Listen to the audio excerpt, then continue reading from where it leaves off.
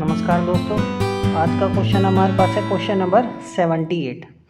2015 में TIFR में पूछा गया है। क्वेश्चन कह रहा है a sample of hydrogen, ordinary hydrogen, ये एक ऑर्डिनरी हाइड्रोजन है, in a discharge tube was seen to emit the usual Balmer spectrum. ठीक है, तो ये ऑर्डिनरी हाइड्रोजन है, बाल्मर स्पेक्ट्रम शो करता है। On careful examination however it was found that H alpha line in the spectrum was split into two fine lines, one intense line and other faint line। उनका wavelength दे रखा है। From this one conclude that the gas sample had a small impurity of. तो question कह रहा है हमारे पास जो एक ऑर्डिनरी हाइड्रोजन है, ठीक है, उस ऑर्डिनरी हाइड्रोजन में क्या होता है, बाल्मर स्पेक्ट्रम हमें मिलता है। और हम भली बातें जाते हैं, बाल्मर स्पेक्ट्रम हमें कब मिलता है, जब n=2 में ट्रांजिशन होता है। कहाँ से, n=3 से, n=4 से, n=5 से। ये होता है हमारे लिए क्या, बाल्मर ट्रांजिशन। ठीक है, n=3 से होगा वो हमारे पास अल्फा होगा, n=4 से 2 में होगा वो बीटा होगा, और इस तरीके से n=5 से 2 में होगा तो गामा होगा। इस तरीके से चलता है। लेकिन हमें क्या दे रखा है, अल्फा दे रखा है, अल्फा ट्रांजिशन। वो कह रहा है जो ये ट्रांजिशन है ना, स्प्लिट हो जाता है दो फाइन लाइंस में। ये जो ट्रांजिशन है ये दो फाइन लाइंस में स्प्लिट होता है हमारे पास। ठीक है, एक लाइन ये हो गई और एक लाइन हमारे पास ये हो गई, ये दो फाइन लाइंस मिलती है। तो वो कह रहा है क्वेश्चन की एक तो बहुत ज़्यादा ब्राइट है, तो जो इंटेंस लाइन है उसका वेवलेंथ है 656.28 नैनोमीटर, और एक है 656.04 नैनोमीटर। ठीक है, तो क्वेश्चन कह रहा है from this one conclude that the gas sample had a small impurity. तो देखो ये हमारे पास क्या, पहले एक लाइन थी लेकिन इस इम्प्यूरिटी के कारण हमें इंटेंस लाइन मिल रही है और ये फेंट लाइन मिल रही है। एक्चुअली में जो फेंट लाइन है ना, ये इम्प्यूरिटी के कारण है। तो हमें यही पता करना है वो इम्प्यूरिटी है कौन सी, ड्यूटेरियम है, ट्रीटियम है, हीलियम है, या हमारे पास क्या है, वाटर है। ठीक है, अब देखो इस क्वेश्चन को हम करते हैं भली भांति। तो हम जानते हैं रिडरबर्ग, देखो आपको मैं बता दूं, मैंने आपको आइसोटोपिक इफेक्ट जब पढ़ाया था और रिडरबर्ग कांस्टेंट के बारे में मैंने आपको बताया था किस तरीके से जो हमारे पास इम्प्योरिटी होती है या जो आइसोटोपिक इफेक्ट के कारण रिडरबर्ग कांस्टेंट में चेंजेस आते हैं, ठीक है ना, तो उसके कारण किस तरीके से स्पेक्ट्रल लाइन पर इफेक्ट पड़ता है, ये मैंने थ्योरी में कवर किया और इस पर बाकायदा एक लेक्चर ऑलरेडी है। ठीक है ना, तो मोस्टली क्या होता है, हाइड्रोजन में इम्प्योरिटी एक तो ड्यूटेरियम की होती है, एक ट्रीटियम की होती है। ये बहुत ज़्यादा एबंडेंस में प्रेजेंट होता है और ये बहुत ज़्यादा कम उसमें प्रेजेंट होता है। लेकिन हमें अब, ठीक है ना, हीलियम भी हो सकता है, वाटर भी हो सकता है, लेकिन इनकी संभावना कम ही होती है। हमें नहीं पता वो ड्यूटेरियम है, ट्रीटियम है, क्या है, तो हम उसको निकालते हैं क्वेश्चन से। तो हम जानते हैं रिडरबर्ग कांस्टेंट का फॉर्मूला हमारे पास देखो क्या होता है, 1/λ RZ², 1/n², ये होता है हमारे पास। ठीक है, हमारे पास हाइड्रोजन ही दे रखा है हमें, तो जेड का वैल्यू सीधी सी बात है हम क्या लेंगे, 1 ही लेंगे। अब देखो जो इंटेंस लाइन है, मैं इस लाइन के लिए कैलकुलेट करता हूँ पहले। ठीक है, तो ये मेरे लिए मोस्टली क्या होगी, ये तो मेरे लिए इंटेंस लाइन जो है ऑर्डिनरी हाइड्रोजन के कारण आएगी, हम इसी को कंसिडर करेंगे। तो 1/656.2 नैनोमीटर है, नैनोमीटर में ध्यान रखना। ठीक है, इसके लिए क्या आ गया, ऑर्डिनरी हाइड्रोजन के लिए मेरे पास हो गया रिडरबर्ग कांस्टेंट। क्या होता है, यहाँ पे मैं आपको साइड में बता देता हूँ। रिडरबर्ग कांस्टेंट होता है किसी भी के कारण R = R∞ 1 plus mass of electron upon में मास ऑफ द न्यूक्लियस। ठीक है, तो हम इसको यहाँ पर लिख लेते हैं, ये मेरे पास आ गया। अब देखो अल्फा लाइन कब आती है, जब हमारे पास 3 से किस में आता है, 2 में ट्रांजिशन होता है। तो ये हमारे पास कितना आएगा, 1/656.28 इज इक्वल टू, ये हो गया R∞ 1 प्लस मास। अब देखो ऑर्डिनरी हाइड्रोजन का जो एक केस होता है, इसमें क्या होता है, मास एक ही तो प्रोटॉन होता है, तो न्यूक्लियर मास क्या होगा, एक्चुअली में मास ऑफ प्रोटॉन ही तो होगा, और मास ऑफ प्रोटॉन क्या होता है, अप्रोक्सीमेटली 1836 गुना होता है इलेक्ट्रॉन के। तो मैं यहाँ पे क्या लिखूंगा, 1836 गुना हो गया लगभग इलेक्ट्रॉन के। ठीक है, 1/4 माइनस 1/9 कितना आएगा, ये आ जाएगा 5/36, 5/36 आ गया। ठीक है, अब देखो ये इससे कट जाएगा, तो मेरे पास यहाँ आएगा 1/656.28। ठीक है, ये ऊपर 836 ऊपर चला जाएगा, नीचे आएगा 1837 और ये हो गया आर इन्फिनिटी 5/36। ये आ गया हमारे पास इंटेंस लाइन का केस। ठीक है, यदि हम फेंट लाइन की बात करें तो हमें फेंट लाइन में देखो क्या दे रखा है। फेंट लाइन की हमें वेवलेंथ कितनी दे रखी है, हमें दे रखी है 1/656.04 एंगस्ट्रोम। ठीक है, तो फेंट लाइन के लिए मेरे पास रिडलर्बर कांस्टेंट क्या होगा, ये होगा। ठीक है, मास ऑफ द न्यूक्लियस। अब देखो जो फेंट लाइन के का जो इम्प्योरिटी है वो मुझे नहीं पता बिल्कुल भी क्या है। ठीक है ना, तो इम्प्योरिटी में एक्चुअली में होगा क्या।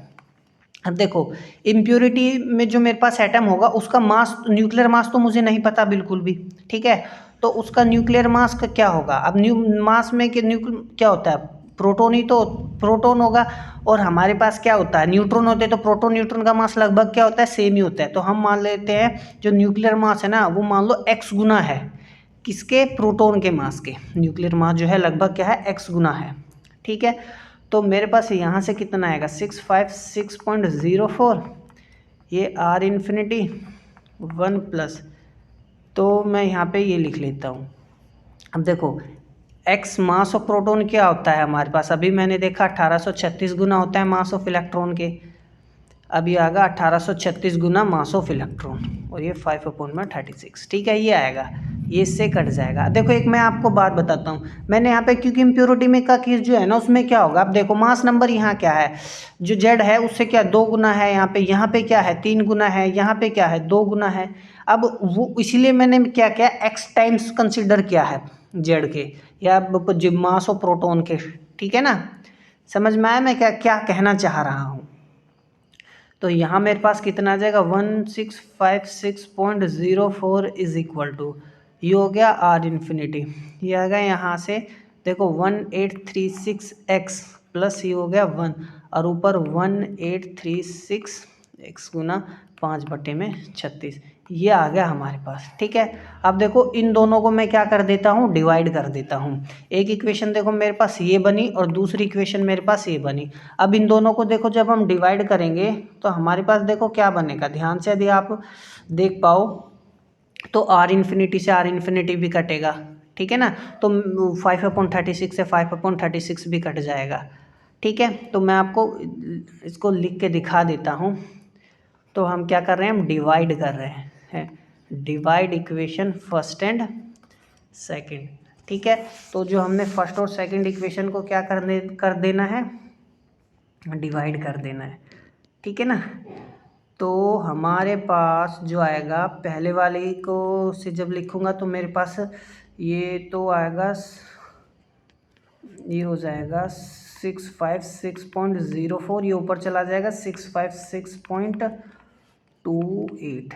ठीक है, और ये आ जाएगा हमारे पास आर इन्फिनिटी 1837 मल्टीप्लाई 1 + x 1836, ये हो गया हमारे पास, और x 1836 आर इन्फिनिटी। ठीक है ना, आप इन दोनों इक्वेशंस को क्या कर दो, डिवाइड कर दो। ठीक है, आसान है, सिंपल है, कुछ नहीं है।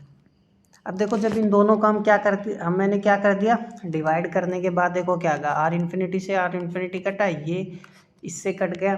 अब देखो ये क्या 656.04 656.28 है, तो आप कहोगे रफली क्या आएगा, 1 के आसपास आएगा। तो मैं इसको एग्जैक्ट 1 नहीं लूँगा बिल्कुल भी, इस बात का भली भांति तुम ध्यान रखना। अब आपको एग्जाम में क्या होता है, कैलकुलेटर मिलता है, तो आप जब कैलकुलेटर से इसको कैलकुलेट करोगे ना स्क्रीन पे, तो आपको 0.9996340302 हमें ये वैल्यू मिलेगी। अब देखो मैंने बिल्कुल, आप सोचोगे कि नहीं 2 डिजिट तक ले लो, 3 डिजिट तक ले लो, नहीं लेना है इतना, बिल्कुल पूरा लिखो। मैं क्यों कह रहा हूँ, देखो इस माइंड, देखो ये जो वेवलेंथ है ना अप्रोक्सीमेटली सेम है, इस अप्रोक्सीमेटली सेम से ही देखो कितना बड़ा डिफरेंस हो जा रहा है। तो एक आइसोटोप इम्प्योरिटी की फॉर्म में या और कोई इम्प्योरिटी की फॉर्म की वजह से बहुत ही क्लोज वेवलेंथ मिल रही है, तो ये भी हमें बिल्कुल क्लोज लिखना है। ठीक है, 4-5 तक ले सकते हो, लेकिन मैंने पूरा लिख दिया, इसमें कोई डाउट नहीं है, डाउट तुम्हें होना नहीं चाहिए। ठीक है, समझ में आया, ये हो गया हमारे पास। अब देखो कैलकुलेटर जैसे मैंने बताया आपको स्क्रीन पर मिलता है, घबराने की आवश्यकता बिल्कुल नहीं है, सीधा सिंपली इसमें इसकी मल्टीप्लाई करोगे, मैंने ऑलरेडी इसकी मल्टीप्लाई कर ली है, तो 1836 3281x। अब देखो जैसे मैं बता रहा हूँ ना, मैं गारंटी कह रहा हूँ आपको, ये चीज़ कहीं मिलने वाली नहीं है, ठीक है। अब देखो इससे अब इस सब्ट्रैक्ट करेंगे तो 0.32821x मिलेगा। यहाँ हमारे पास कितना बचा, खाली ये 1 बचा, ठीक है। अब देखो हमारे पास x का वैल्यू कितना आएगा, 1/0.32821। अब जब इससे हम इसको काटेंगे तो हमारे पास जो x का वैल्यू आएगा रफली कितना आएगा, 3.04 के आसपास आता है, ठीक है। अब रफली ये आने का मतलब देखो क्या हो गया। अब देखो हमने क्या माना था, मास जो था हमारे पास x times of mass of proton ही तो लिया था, या हम कह सकते हैं 3 times of mass of proton, ठीक है। यानी जो न्यूक्लियर मास है 3 गुना मास है प्रोटॉन के, है ना। अब ये प्रोटॉन एक्चुअली में क्या है, मास ऑफ हाइड्रोजन ही तो होता है, तो मैं ऐसे कह सकता हूँ मास ऑफ हाइड्रोजन। तो हमारे पास देखो आंसर क्या आएगा, ये आएगा। अब यहाँ पे क्या मास नंबर क्या 3 गुना है, समझ में आया जेड के। तो इस तरीके से हमने इस क्वेश्चन को किया और हिंट लेके। देखो ये आपको कहीं नहीं मिलेगा, मैं सही बता रहा हूँ, जिस तरीके से मैंने कराया है। तो हमारे पास आंसर देखो क्या हो जाएगा, हमारे पास आंसर हो जाएगा ट्रीटियम आएगा। देखो बहुत सी बुक में या इधर उधर आप देखोगे ड्यूटेरियम आंसर दे रखा है, क्योंकि क्या होता है ये एविडेंस में प्रेजेंट होता है, तो सीधा क्वेश्चन को सोल्व किए बिना ही आपको बता देंगे कि ड्यूटेरियम के कारण ये फेंट लाइन आई होगी, ऐसा नहीं है, ठीक है। तो ये बिल्कुल मैं ये पूरा रिसर्च पर्पज से क्वेश्चन मैं बने आपको, ठीक है ना, बता दिया। कोई दिक्कत है तो मिलते हैं अगले क्वेश्चन में, तब तक पढ़ते रहिए।